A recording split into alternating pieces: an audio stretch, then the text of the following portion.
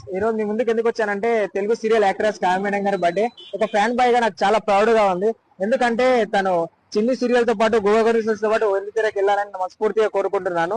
ఇంకొక విషయం ఏంటంటే నా నా తోచినంత సాయం చేయాలనుకుంటున్నాను. ఒక 200 పీపుల్స్ కి ఫుడ్ డొనేట్ చేయాలనుకుంటున్నాను. దాంతో పాటు ఒక యూఎస్ఏ పర్సన్ సిఆర్ అన్న కూడా నాకు హెల్ప్ చేశాడు.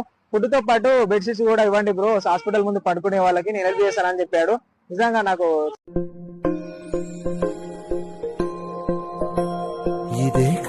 ఇదే కదా నీ కథ, ముగింపులేనిదై సదా సాగరా.